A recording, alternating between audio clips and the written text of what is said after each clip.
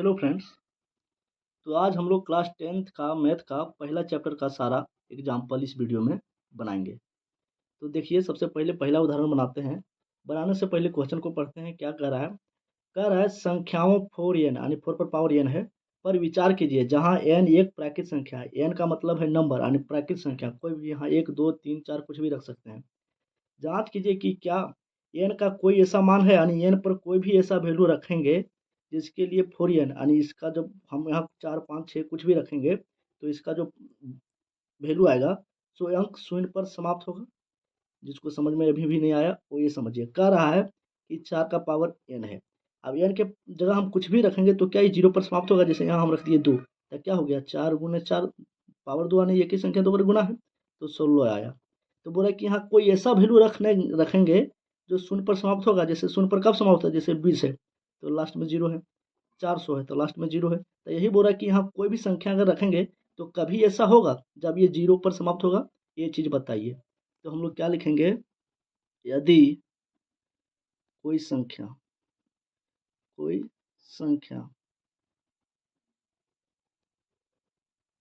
चलिए यदि नहीं लिखते हैं, कोई भी संख्या शून्य यानी 0 पर तभी समाप्त होगा जब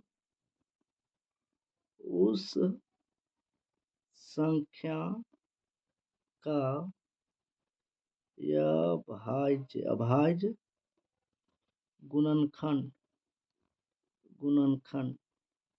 ये रफ काम किए हैं समझाने के लिए। अभाज्य गुणनखंड 2 का पावर m इंटू 5 का पावर n के रूप में आएगा।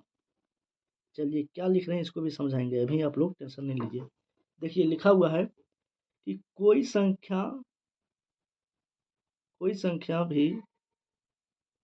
संख्या गलत लिख दिए लैंग्वेज, थोड़ा माफ कीजिएगा। कोई संख्या शून्य पर तभी समाप्त होगा जब उस संख्या का अभाज्य गुणनखंड 2 का पावर m इंटू 5 का पावर n के रूप में आएगा। इसका मतलब क्या हुआ कि कोई भी संख्या 0 पर तभी समाप्त होगा जब उसमें 1 2 और 1 5 ये दोनों चीज उसमें होगा।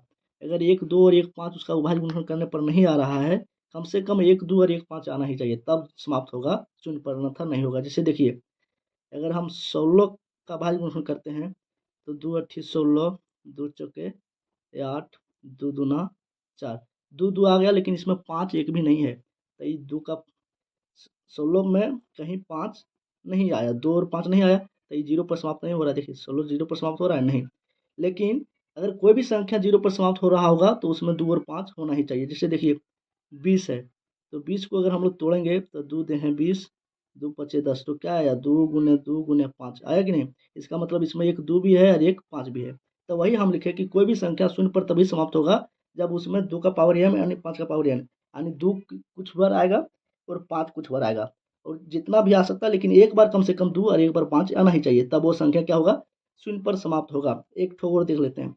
जैसे हम लोग तोड़ते हैं 40 को तो क्या हो जाएगा, 2 दूना 4 शून्य, 2 दे हैं 20, 2 पचे 10 तो इसमें लास्ट में शून्य है। इसका मतलब इसमें 1 2 और 1 5 आया होगा। देखिए यहाँ 2 है यहाँ 5 है, ज़्यादा 2 और ज़्यादा 5 आ सकता है लेकिन कम से कम 1 आना चाहिए। तो वही हम भाषा बना के लिखे, कोई संख्या शून्य पर तभी समाप्त होगा जब उस संख्या का अभाज्य गुणन करने पर 2 का पावर m इंटू 5 का पावर n यानी 2 और 5 उसका गुना में होगा आएगा।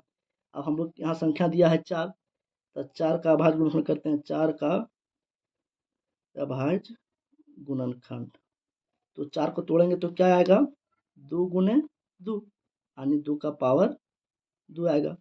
तो ये 2 का पावर 2 आया, इसमें 5 आया क्या, नहीं, तो लिखेंगे 4 का अभाज्य गुणनखंड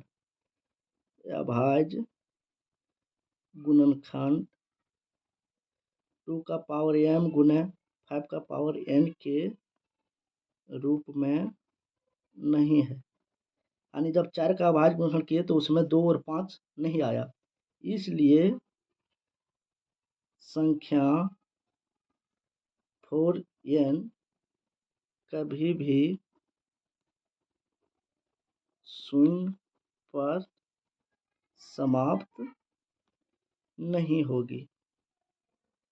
आशा करते हैं कि उदाहरण एक आप लोगों को अच्छी तरह से समझ आया होगा। अगर किसी को दिक्कत लग रहा है तो वीडियो को एक से अधिक बार देखिए, बीच में रोक-रोक के देखिए और इसको भाषा को समझिए। जो लिखे हैं इसको रटना नहीं है, बात क्या लिखे हैं उसको समझिए और अगर ऐसा आप करते हैं तो बिल्कुल पूरा अच्छी तरह से समझ आएगा। चलिए, अब आगे का एग्ज़ाम्पल देखते हैं। क्वेश्चन क्या बोला है? संख्याओं 6 और 20 के अभाज्य गुणनखंड विधि से एचसीएफ और एलसीएम ज्ञात कीजिए। 6 और 20 का एलसीएम निकालना है और एचसीएफ में निकालना है, लेकिन तरीका क्या होना चाहिए? अभाज्य गुणनखंड का विधि अपनाना है। तो सबसे पहले लिखेंगे 6 का अभाज्य गुणनखंड। क्या लिखेंगे? अभाज्य गुणनखंड। जब 6 का अभाज्य गुणनखंड लिखेंगे तो क्या लिखेंगे? जैसे 6 को तोड़ना है और जिस जिस रूप में टूटेगा वही लिखना है। तो 2 तिया 6, 3 एके 3। तो क्या आया? 2 गुने 3। अब लिखेंगे 20 का अभाज्य गुणनखंड। अभाज्य गुणनखंड। फिर वही करना है, 20 को काटना है, तोड़ना है जिस रूप में टूटेगा। तो 2 दे हैं 20 और 2 पच्चे 10, 5 एके 5। तो क्या क्या आया? 2 फिर 2 और क्या है? 5। देखिए अब एचसीएफ लिखेंगे। क्या लिखेंगे? एचसीएफ। एचसीएफ क्या हो जाएगा? जो दोनों में मिलता है। तो यहाँ ये देखिए 2 इसमें भी मिल रहा है, डी लाइन में भी मिल रहा है, इसके सिवाय और कुछ मिल रहा है नहीं। तो एचसीएफ हो गया 2। अब लिखेंगे एलसीएम। एलसीएम क्या हो जाएगा? जो मिला उसको एक बार लिखिए और जो नहीं मिला उसको भी लिखिए। तो इसमें 3 नहीं मिला तो 3 लिख दिए और नीचे में क्या बच गया? 2 बच गया और 5 बच गया। इस सबको गुना कर दो, ये हो जाएगा एलसीएम। तो 2 तिया 6, 6 दूना 12, 12 पचे 60। तो इस तरह से हम लोग उदाहरण 2 बना लिए। आशा करते हैं आप लोगों को समझ आया होगा। अब देखते हैं हम लोग उदाहरण 3। चलिए देखिए।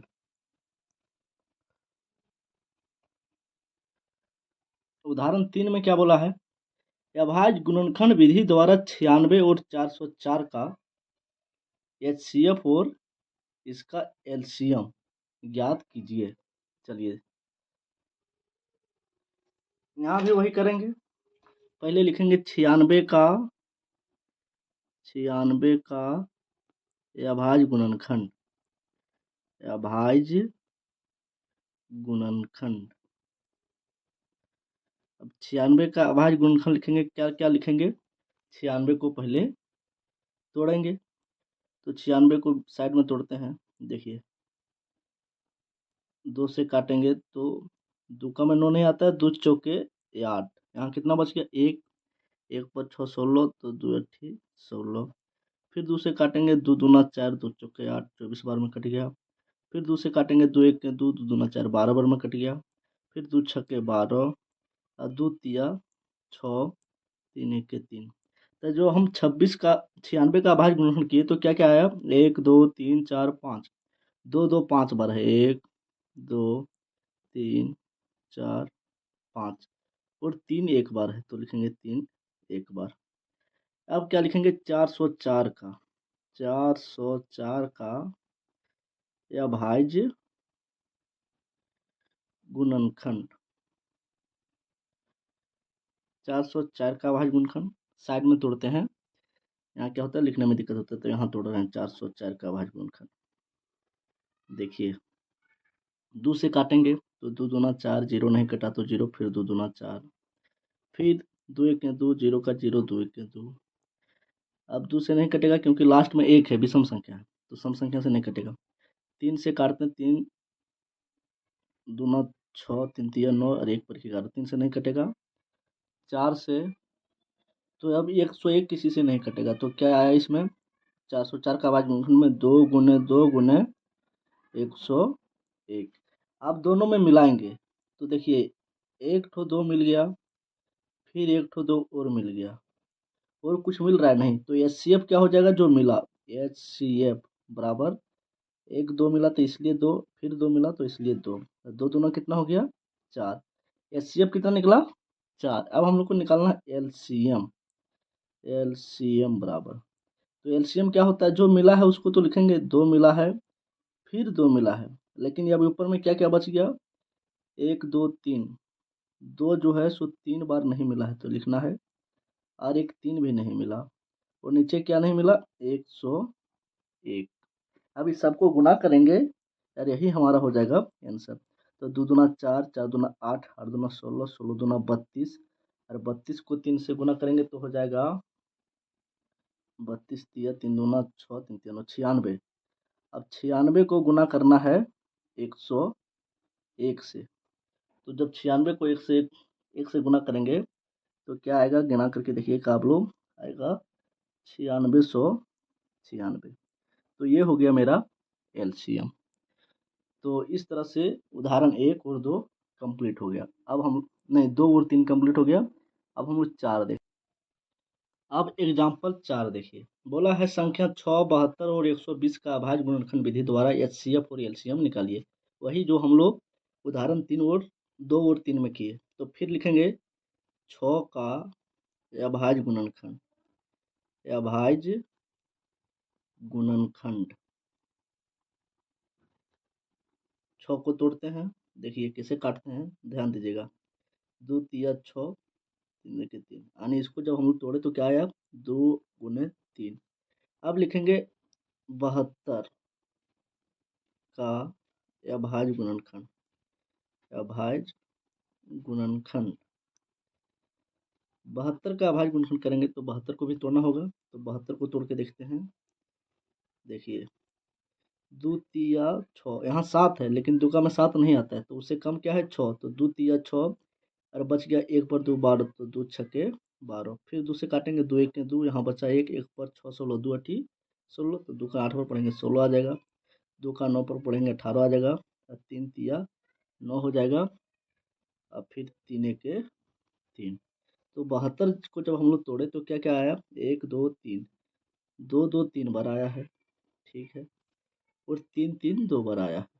चलिए अब है 120, तो लिखेंगे 120 का अभाज्य गुणनखंड, अभाज्य गुणनखंड। चलिए अब क्या करेंगे, 120 को काटते हैं, देखिए इधर साइड में करते हैं। 120 को तोड़ेंगे तो क्या क्या आएगा, ध्यान दीजिएगा कैसे काटते हैं। 2 छक्के 12, 0 का 0, फिर 2 तिया 6, 0 का 0, फिर 2 1 2, 2 पच्चे 10, फिर 3 पच्चे 15, और 5 1 5। तो क्या क्या आया, 2 2 3 बार है, 2 2 2, और 3 एक बार है, 3 एक बार, और 5 एक बार, तो 5 एक बार।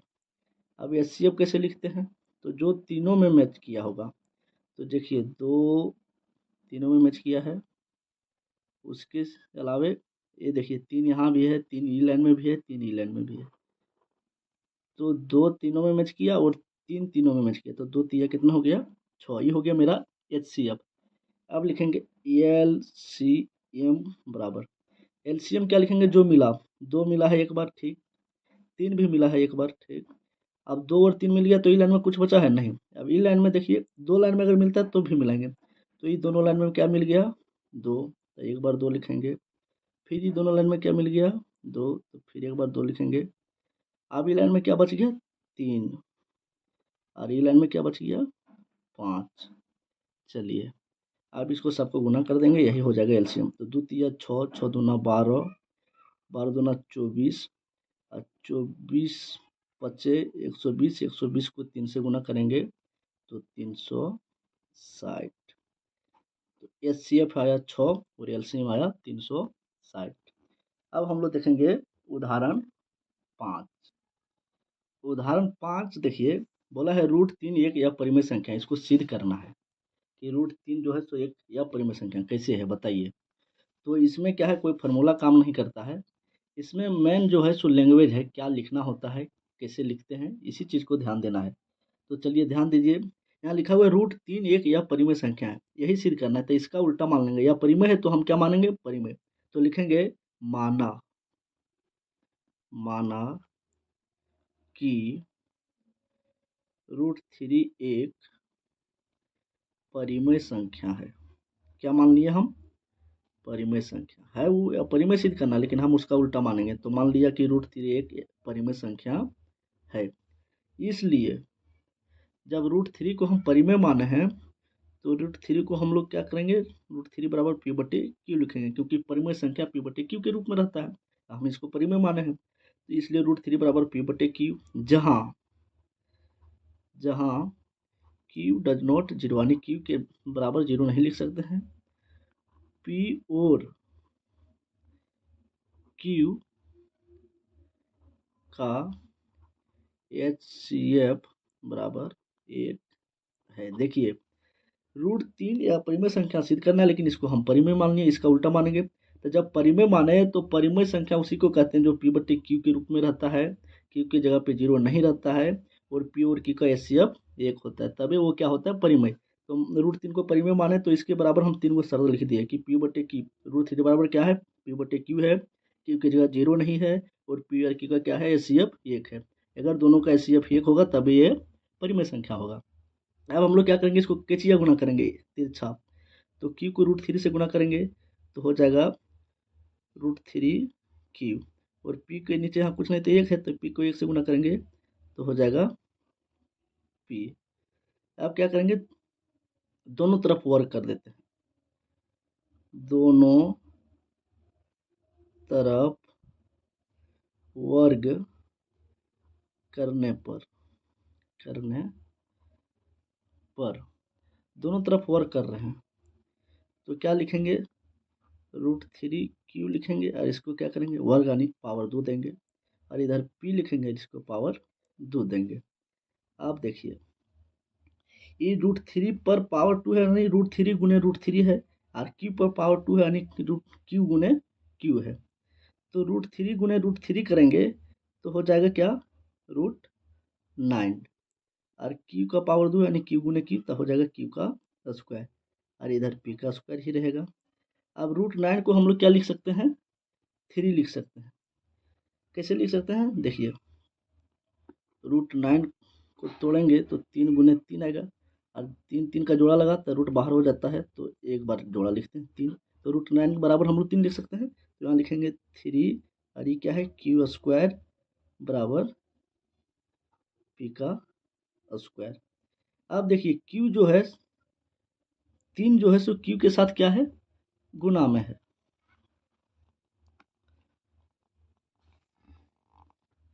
ये जो 3 है सो q के साथ गुना में है, तो हम इधर लिखेंगे q स्क्वायर बराबर p स्क्वायर, ये गुना में है 3, तो इधर जाएगा तो क्या हो जाएगा, भागा में हो जाएगा 3। अब p स्क्वायर के नीचे 3 है, यानी p स्क्वायर 3 से भाग लग रहा है, तो लिखेंगे चूंकि p स्क्वायर 3 से विभाजित है, यानी भाग लग रहा है, इसलिए p भी 3 से विभाजित होगा। बात क्या लिखे ध्यान दीजिएगा, p स्क्वायर के नीचे 3 है, इसका मतलब क्या है कि p स्क्वायर जो 3 से भाग लगा है। अब जब p का पावर 2 है, यानी p 2 बार है, तो जब 2 ठो p 3 से कट रहा है, इसका मतलब जो एक p है वो भी कट रहा है। जैसे हम अगर यहाँ लिखे कि 5 का स्क्वायर 5 से विभाजित है, तो इसका मतलब क्या हुआ, 5 का स्क्वायर मतलब 5 गुने 5, 2 को 5, और नीचे 5 है तो 5, तो जब 5 स्क्वायर 5 से विभाजित है, इसका मतलब एक 5 भी 5 से कटेगा, तो वही लिखे कि p स्क्वायर 3 से विभाजित है, 3 से विभाजित है, इसलिए एक p भी 3 से विभाजित है। अब हम लोग क्या करते हैं, p के बराबर कुछ मान लेते, तो माना p बराबर 3x। अब यहाँ x की जगह z, y, v, w कुछ भी मान सकते हैं, लेकिन यहाँ 3 ही मानेंगे, जिससे विभाजित हो रहा है वही मानेंगे। तो p बराबर 3x, 3y, 3z कुछ भी मान सकते हैं, लेकिन संख्या 3 ही रहेगा। तो p बराबर हम लोग क्या मान लिए, 3x। अब इसको कहाँ बैठा देते हैं, देखिए ये जो फार्मूला है इसको समीकरण 1 मान लेते हैं, इसमें बैठा देंगे मान। तो ये फार्मूला क्या कहता है, 3q² बराबर p², यही ना है फार्मूला, ये वाला समीकरण। तो इस समीकरण में p का मान बैठाते तो इधर 3q² ही रह जाएगा और p का स्क्वायर नहीं होगा, p के बराबर 3x मान है तो 3x का स्क्वायर लिखेंगे। अब इधर हो गया 3q² बराबर 3 को 3 बार, दोनों पर पावर है, 3 पर भी है, x पर पावर, तो पावर यानी 2 बार गुना में तो 3x गुने 3x हो जाएगा 9x²। अभी 3 से 9 को काटते हैं, 3 के 3, 3 3 9। अब क्या हो गया, q² बराबर 3x²। अब देखिए 3 जो है सो x के साथ गुना में इधर लाएंगे तो q² के नीचे आ जाएगा 3 और इधर क्या हो गया x²। अब यहाँ क्या बात हो रहा है, देखिए जिस तरह ऊपर में क्या था, यहाँ देखिए p² के नीचे 3 था, इसका मतलब p 3 से कट रहा है, तो यहाँ जो हो गया सो q² के नीचे 3 हो गया, यानी अब q 3 से कट रहा है तो लिखेंगे चूंकि 3, क्या लिखेंगे, चूंकि q², अभी q कट रहा है 3 से, q² 3 से विभाजित है, विभाजित है। अब आगे लिखते हैं, यहाँ से लिखेंगे, इसलिए q भी 3 से विभाजित होगा, विभाजित होगा। जब q² 3 से कट रहा है तो एक q भी 3 से कटेगा, वही बात। आप देखिए यहाँ क्या हो गया, यहाँ p और q का HCF बराबर 3 है।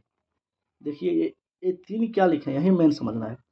तो देखिए पहले हम लोग सिद्ध क्या किए कि p² जो है, p जो है सो 3 से विभाजित हो रहा है, और फिर वही बात नीचे यहाँ क्या लिखे कि q भी 3 से विभाजित हो रहा है। पहले यहाँ p से 3 से कौन कट रहा था, p, अब 3 से कौन कट रहा है, q, तब p भी 3 से कट रहा है और q भी 3 से कट रहा है, तो एक ही संख्या से दोनों कट रहा है, इसका मतलब p में भी 3 है और q भी में 3 है। जैसे देखिए अगर हम लिखेंगे यहाँ 6 और 9 और हम ये बोलेंगे कि 3 से दोनों संख्या कट रहा है, 3 से p भी कट रहा है, 3 से q भी कट रहा है, तो अगर एक ही संख्या से दोनों कट रहा है, 3 दूना 6 कट जाता है, 3 3 9 कट जाता है, इसका मतलब क्या है, ये 3 जो है सो दोनों में छिपा हुआ है। देखिए 2 तिया 6 और 3 तिया 9 तो ये 3 इसमें भी है 6 में और 3 9 में भी है। तो अगर दो संख्या एक ही संख्या से कर रहा है, इसका मतलब वो संख्या दोनों में छिपा हुआ है, और जो दोनों में रहता है कॉमन वही होता है वो दोनों संख्या का HCF। तक q भी p भी 3 से कट रहा है, q भी 3 से कट रहा है, इसका मतलब 3 दोनों में छिपा हुआ है, और दोनों में छुपा हुआ है उसी को HCF बोलते हैं। तो यहाँ p और q का HCF क्या हो गया, जो दोनों में मिल रहा है, यानी 3 हो गया। अब सबसे ऊपर लाइन में हम क्या लिखे थे कि परिमेय संख्या उसी को कहते हैं जो p/q के रूप में होता है, q की जगह 0 नहीं होता है और दोनों का HCF ही एक होता है, तब वो होता है परिमेय संख्या। लेकिन यहाँ दोनों का HCF क्या आ गया, 3, तो ये परिमेय संख्या है नहीं, तो हम गलत मान लिए थे कि यह परिमेय संख्या है। सबसे ऊपर में माने थे कि नहीं, देखिए यहाँ सबसे ऊपर में माने थे √3 एक परिमेय संख्या है, लेकिन ये गलत मान लिए थे। अगर ये सही रहता तो HCF ये क्या आता, लेकिन यहाँ HCF कितना आ गया, 3, तो मेरा बात तो गलत हो गया। तो लिखेंगे यह मेरी गलत कल्पना थी, यानी मेरा गलत मानना था, गलत, यह मेरी कल्पना गलत थी, गलत थी कि √3 एक परिमेय है, परिमेय संख्या है। ये हम गलत मान लिए थे, सॉरी ब्लर हो गया वीडियो, यह हम गलत मान लिए थे कि क्या है, √3 एक परिमेय संख्या, अतः यही बात सही है। क्या सही है, अतः √3 क्या है, यह परिमेय ही है, अतः √3 एक यह परिमेय संख्या, यह परिमेय संख्या ही है।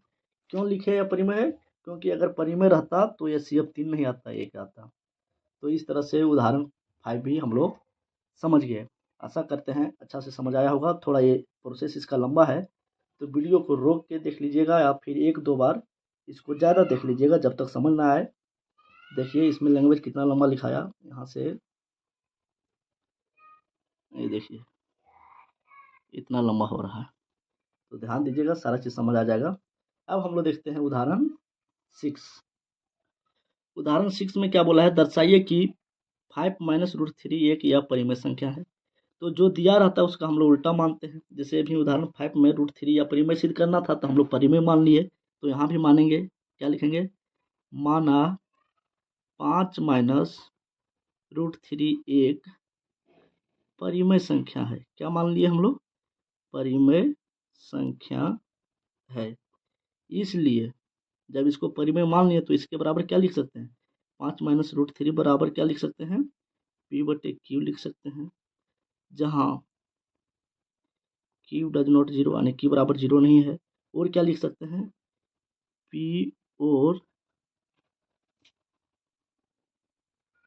क्यू का HCF बराबर 1 है।